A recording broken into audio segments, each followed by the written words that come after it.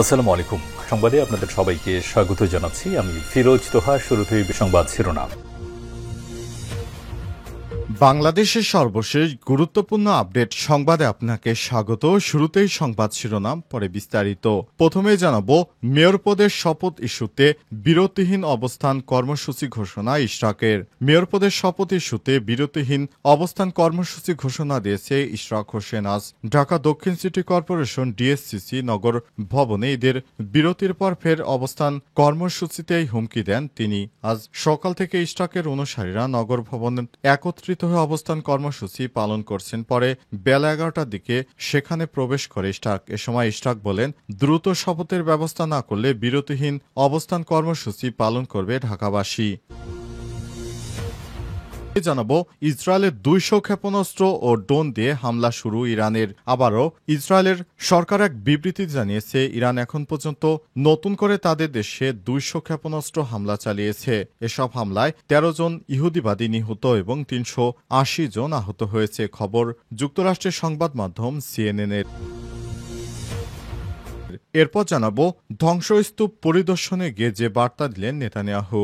ইরানের হামলার প্রতিবাদে ইসরায়েল জুড়ে বিভিন্ন অঞ্চলে হামলা চালিয়েছে ইরান। রাতভর চালানো এই হামলায় দখলদার ইসরায়েলের হাইফা, তেল আবিব শহরের বিভিন্ন অবকাঠামো গুঁড়িয়ে দিয়েছে ইরান। ইরানের সব হামলায় ইসরায়েলের কমপক্ষে 10 জন ওই এলাকায় নিহত হয়েছে। এই ধ্বংসস্তূপ পরিদর্শনে গেছে পৃথিবীর নিকৃষ্ট এই ইহুদিবাদী। এদিকে যুক্তরাষ্ট্র যুদ্ধ জড়ালে কঠোর ব্যবস্থা নেবে ইরাকের সশস্ত্র যোদ্ধারা। ইরান ইসরায়েল সংঘাতের মধ্যে যুক্তরাষ্ট্র জড়িয়ে যেতে পারে বলে আশঙ্কা করা হচ্ছে। এমন পরিস্থিতিকে যুক্তরাষ্ট্রকে হুঁশিয়ারি দিয়েছে, কঠোর বার্তা দিয়েছে ইরাকের সশস্ত্র যোদ্ধারা। তারা বলেছে, ইরাক যদি ইরানের সঙ্গে ঝামেলায় জড়িয়ে পড়ে তাহলে ইরাক কঠোর ব্যবস্থা নেবে যুক্তরাষ্ট্রের বিরুদ্ধে। জানাবো, এবার ইসরায়েলে হামলা চালিয়েছে হুতি বিদ্রোহীরা। ইরানের সঙ্গে তাল রেখে এবার ইয়েমেন থেকে হুতি বিদ্রোহীরা ইসরায়েলে ব্যাপক হারে ব্যালিস্টিক ক্ষেপণাস্ত্র হামলা চালাচ্ছে। প্রিয় দর্শক, এতক্ষণ শুনছিলেন সংবাদ শিরোনাম, এবারে বিস্তারিত। তবে তার আগে বন্ধুরা, অনুরোধ থাকবে এই সংবাদটিতে একটি লাইক দিন। এই চ্যানেলে আপনি নতুন হয়ে থাকলে আমাদের সংবাদটি দেখতে দেখতে চ্যানেলটি সাবস্ক্রাইব করে রাখুন। কমেন্ট করে বন্ধুরা আপনার মূল্যবান মতামত জানিয়ে দিন আপনি বিশ্বের কোন দেশ থেকে বা বাংলাদেশের কোন স্থান থেকে আমাদের সংবাদটি দেখছেন এবং শুনছেন। আর বন্ধুরা, ইরান ইসরায়েল যুদ্ধে আপনি কোন দেশকে সমর্থন করেন কমেন্ট করে জানিয়ে দিন। এবারে বিস্তারিত।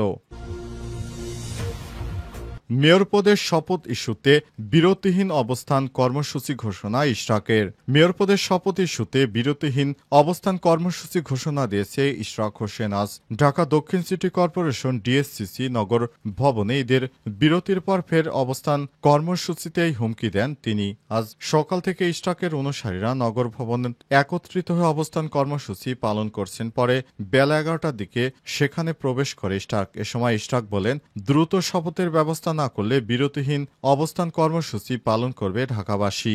বিএনপির নেতাকর্মীরা বলেছিল, শেখ হাসিনার নির্বাচন নাকি অবৈধ। তবে শেখ হাসিনা পালিয়ে যাবার পর এখন মেয়র হওয়ার জন্য শেখ হাসিনা নির্বাচনকে বৈধ বলে দাবি করছে বিএনপির নেতাকর্মীরা। একই মুখে দুই নাম, অর্থাৎ ইশরাক এতদিন ধরে যে নির্বাচনকে অবৈধ বলেছিল, বিএনপি যে অবৈধ নির্বাচনগুলোকে বয়কট করেছিল, এখন সেসব নির্বাচনকে বৈধ বলে তারা জাহির করতে চায়। পুরো ঢাকাবাসীকে জিম্মি করে রেখেছে বিএনপি নামক এই রাজনৈতিক দলটি। ঢাকাবাসীর বিরুদ্ধে এবার বিএনপি যে কর্মসূচি পালন করছে, প্রতিদিন সাধারণ মানুষের রাস্তা পারাপার হয়ে ঢাকায় বিভিন্ন অফিস আদালতে যেতে খুবই সমস্যার সম্মুখীন হতে হচ্ছে।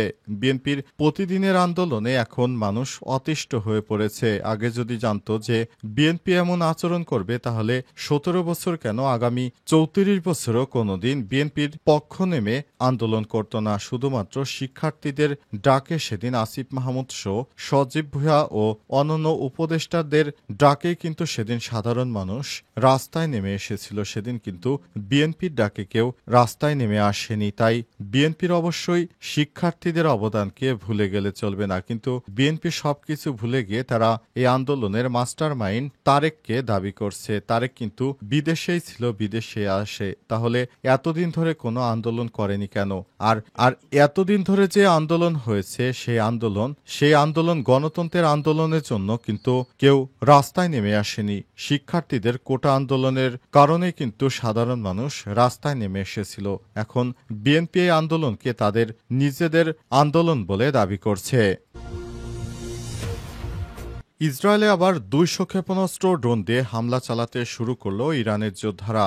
দখলদার ইসরায়েলি বাহিনীকে শিক্ষা দিতে আবার নতুন করে হামলা শুরু করেছে ইরানের যোদ্ধারা। তারা নতুন করে ইসরায়েলে ২০০টি ক্ষেপণাস্ত্র ও ড্রোন দিয়ে আবার নতুন করে হামলা শুরু করেছে।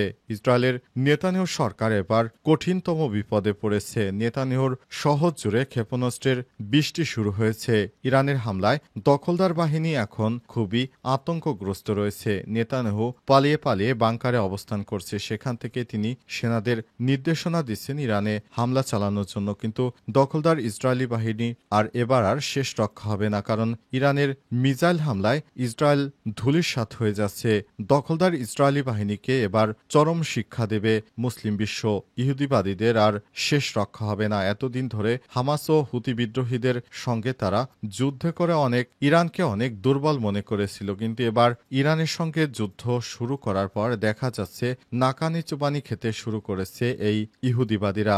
জায়নবাদীদের খুবই কঠিনভাবে ধুলাই দেওয়া হচ্ছে। জায়নবাদীরা এখন আর রক্ষা পাবে না, তাদের সর্বশেষ পরিণতির জন্য অপেক্ষা করতে হবে। জায়নবাদীদের এবার শিক্ষা দিয়েই ছাড়বে ইরানের খামেনি সরকার। খামেনি ঘোষণা করেছেন দখলদার বাহিনী যুদ্ধ শুরু করেছে আর আমরা এই যুদ্ধের শেষ দেখে ছাড়ব। ধ্বংসস্তূপ পরিদর্শনে গিয়ে যে বার্তা দিলেন নেতানিয়াহু। ইসরায়েলের প্রধানমন্ত্রী বেঞ্জামিন নেতানিয়াহু এবার ইরানের হামলায় যে ধ্বংসস্তূপ তৈরি হয়েছে সেখানে গিয়ে তিনি ইরানের উদ্দেশ্যে বার্তা দিয়েছেন। ইরানের হামলায় ব্যাপক ধ্বংসযজ্ঞ শুরু হয়েছে ইসরায়েলে এমন এর আগে কখনো কোনোদিন দেখেনি কেউ। ভাবতেও পারেনি ইরানের হামলায় এতটা ক্ষতিগ্রস্ত হবে ইসরায়েলের বিভিন্ন অবকাঠামো। আজ ইরানের হামলায় ধ্বংস হওয়া বিভিন্ন স্থান পরিদর্শন করতে যান ইসরায়েলের প্রধানমন্ত্রী বেঞ্জামিন নেতানিয়াহু। পরিদর্শনকালে তিনি তার সামাজিক যোগাযোগ মাধ্যম ফেসবুকে একটি পোস্ট লিখেছেন। পোস্টে তিনি লিখেছেন, ইসরায়েলি নারী, শিশু ও নিরপরাধ সাধারণ মানুষকে হত্যা করার জন্য খুব বড় মূল্য দিতে হবে ইরানকে, আর তা খুব শীঘ্রই ঘটবে। আমি এখন ঘটনাস্থলে আছি উদ্ধারকারী দল ও ফ্রন্ট কমান্ডের সঙ্গে। ইসরায়েলের জনগণের পক্ষ থেকে আমরা ক্ষতিগ্রস্ত পরিবারগুলোকে সহানুভূতি জানাচ্ছি। তিনি আরো বলেন, আবার সবাইকে বলছে আপনারা নির্দেশনা মেনে চলুন, এতে জীবন রক্ষা পায়। আমরা এখন টিকে থাকার লড়াইয়ে আছি একটি নির্মম শত্রুর বিরুদ্ধে যারা আমাদের ধ্বংসের পরিকল্পনা করছে। নেতানিয়াহু বলেন, আমাদের সেনারা এবং পাইলটরা সাহসের সঙ্গে তাদের কাজ করছে। এটি আমাদের বেঁচে থাকার যুদ্ধ। আমরা আমাদের আরো কঠিন আঘাত হানব ইরানের উপর। যুক্তরাষ্ট্র যুদ্ধে জড়ালে কঠোর ব্যবস্থা নেবে ইরাকের সশস্ত্র যোদ্ধারা। ইরান ইসরায়েলের সংঘাতের মধ্যে মার্কিন যুক্তরাষ্ট্র জড়িয়ে যেতে পারে বলে আশঙ্কা করা হচ্ছে। এমন পরিস্থিতিতে যুক্তরাষ্ট্রকে হুঁশিয়ারি দিয়ে কঠোর বার্তা দিয়েছে ইরাকের সশস্ত্র যোদ্ধারা। ইসরায়েলের পক্ষ থেকে গত 2 দিন ধরে যুক্তরাষ্ট্রকে সংঘাতে যোগ দেওয়ার অনুরোধ করা হলেও তা প্রত্যাখ্যান করেছে ওয়াশিংটন। তবে যুক্তরাষ্ট্রের সঙ্গে চুক্তি না করায় গত শুক্রবার ইরানের সামরিক ও পারমাণবিক স্থাপনায় ইসরায়েল হামলা চালিয়েছে। ট্রাম্পের এমন মন্তব্য অনেকটাই স্পষ্ট যে মার্কিন প্রেসিডেন্ট পূর্ণ সমর্থন রয়েছে ইসরায়েলের প্রতি। ট্রাম্প আরও বলেন, ইরানের উচিত ছিল তার কথা শোনা। তিনি তাদের 60 দিনের সতর্কবার্তা দিয়েছিলেন, কিন্তু ইরান তা না মেনে নেয়। এখন হামলা চলছে। এমন পরিস্থিতিতে ইরান সমর্থিত ইরাকি যোদ্ধারা যুক্তরাষ্ট্রকে যুদ্ধে না জড়াতে সতর্ক করেছে। ইরানের আধা সরকারি সংবাদ সংস্থা মেহেরের বরাতে এই তথ্য জানিয়েছে কাতার ভিত্তিক সংবাদ মাধ্যম আল জাজিরা। সংবাদ মাধ্যমটি জানায়, ইরাকে ইরান সমর্থিত সশস্ত্র গোষ্ঠী কাতাইব হিজবুল্লাহ বিবৃতি জারি করে জানিয়েছে যে তারা এই অঞ্চলে মার্কিন বাহিনীর সামরিক গতিবিধির উপর নিবিড় নজর রাখছে। গোষ্ঠীটি বলছে, যদি যুক্তরাষ্ট্র যুদ্ধে হস্তক্ষেপ করে তাহলে তারা কোনো দ্বিধা ছাড়াই সমগ্র অঞ্চলে তারা যুক্তরাষ্ট্র স্বার্থ এবং ঘাঁটির বিরুদ্ধে ব্যবস্থা নেবে। তারা আরও জানিয়েছে, ইরানের কারো সমর্থনের প্রয়োজন নেই এবং ইসরায়েলের বিরুদ্ধে দাঁড়ানোর জন্য তাদের পর্যাপ্ত ক্ষমতা রয়েছে।